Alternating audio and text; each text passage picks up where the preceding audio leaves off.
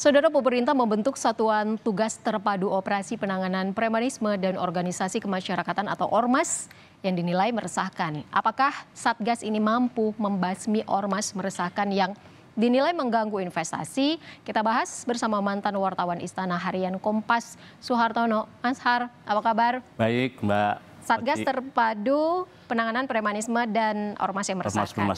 Kalau Mas Har melihat ini, sebenarnya apa sih yang melatar belakangi pembentukan Satgas ini? Perlu tidak sih pembentukan Satgas ini?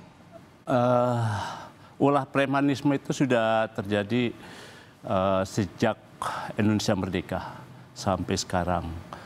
Levelnya kecil dulu di pasar, di angkutan, sekarang sudah merambah sampai ke pabrik-pabrik. Bahkan yang terakhir terjadi, sebuah pabrik kan dikepung ya oleh ormas. Mereka meminta dana gitu ya dengan mengaku-ngaku THR.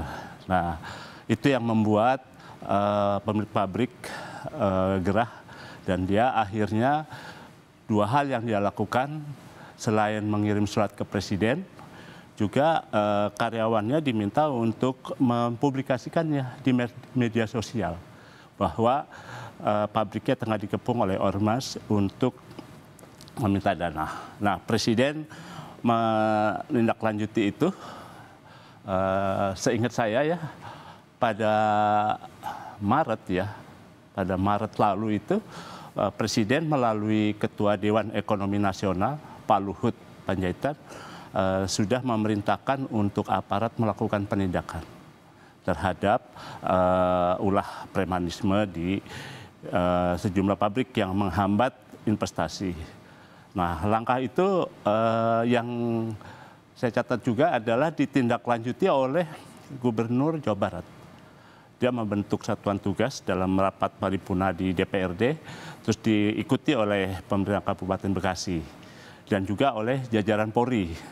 Polri juga melakukan antisipasi itu, membentuk satuan tugas di daerah. Seperti misalnya yang saya catat ada di Blitar, dan di Aceh Utara dan beberapa daerah lainnya. Nah, yang terbaru adalah Satuan Tugas Terpadu ya, Operasi Penanganan Premanisme dan Ormas Bermasalah, itu dibentuk oleh Menko Polkam, Pak Budi Gunawan, kemarin 6 Mei. Nah, itu dibentuk setelah mereka menggelar rapat bersama ya, kementerian dan lembaga beserta TNI, Badan Intelijen Negara, Kejagung, dan lain-lain. Nah, apakah langkah-langkah itu bisa berhasil? Sebetulnya yang harus dilakukan adalah penyelesaian di akar masalahnya. Karena masalah itu muncul terus. Berulang terus? Terus berulang. Mulai dari zaman Pak Jokowi, beberapa kali Pak Jokowi mengundang misalnya para pengusaha datang ke istana, mendengar keluhan dan akan membantu penyelesaian. Bahkan Pak Jokowi waktu itu mendatangi terminal peti kemas di Tanjung Priuk, berdialog dan langsung menelpon Pak Kapolri, Pak Listio, untuk dilakukan penindakan.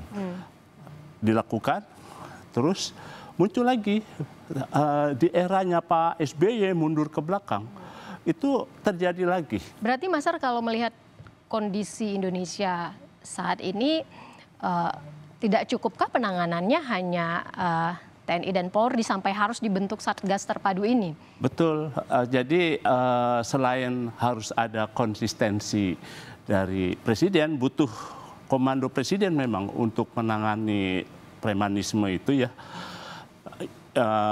Selain dari konsistensi presiden, juga adalah menyelesaikan akar masalah. Akar masalahnya kan adalah pengangguran, ekonomi, butuh lapangan kerja, dan juga butuh pendidikan.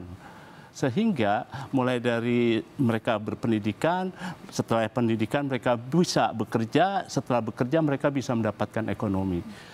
Kalau tanpa penyelesaian akar masalah tidak akan bisa selesai. Zaman dulu juga ya, Pak SBY juga sudah melakukan penindakan juga, nggak selesai. Zaman Pak Habibie, Gus Dur, mereka malah nggak sempat. Kalau Bu Mega juga malah Bu Mega pernah malah dibilang saya malah ratu preman nih. Karena Berarti, waktu itu kader-kader PDIP kan sering demo ya. Nah, terus intelijen tuh menyebutnya di radio HT itu Ibu Ratu Premannya udah datang belum? Yang dimaksud dari Bu Mega gitu ya. Kalau Mas Ar bilang kan tadi sebenarnya harus ada penyelesaian dari akar masalahnya dulu nih. Kalau sudah ketemu nih solusi untuk bisa mengatasi dari akar permasalahannya dulu, tetap harus perlu dibentuk Satgas Terpadu Penanganan Premanisme dan Ya, untuk membantu karena Presiden kan tidak mungkin ya mengurusi preman langsung, perintah Kapolri, Panglima, Denpom, tapi juga harus ada memang satuan tugas. Jadi satuan tugas itu yang bisa menjadi tangannya Presiden untuk bekerja secara langsung. Itu. Baik. Nah, mungkin juga mereka ya boleh ditampung. Ini ada yang cerita menarik ya. Seingat saya di zaman Bung Karno loh ya. Ini dulu itu juga udah ada preman, ada di pasar-pasar ya. Orang menyebutnya preman. Tapi tadi saya bicara ya ngobrol dengan Mas Tok, Guntur Soekarno Putra, putranya Bung Karno ya. Dia bilang dulu Bung Karno itu merekrut jagoan boleh dibilang orang-orang menyebutnya preman, jagoan Betawi yang namanya Bang Pi. Itu Imam Syafi'i ya dia kemudian pejuang dia betul dengan bambu runcing berjuang di Kuitang, di Roksi, dan kemudian dia menjadi jagoan. Oleh Bung Karno diangkat menjadi menteri negara pengamanan khusus untuk presiden. Jadi barangkali mereka yang memang mempunyai jiwa kepemimpinan dan juga mempunyai anak buah yang bisa mengendalikan mereka, mungkin bisa direkrut seperti itu. Tapi tetap dengan syarat ada konsistensi Presiden untuk mengawasi dan juga menyelesaikan akar masalahnya. Tanpa itu premanisme akan terjadi lagi. Satuan tugas percuma.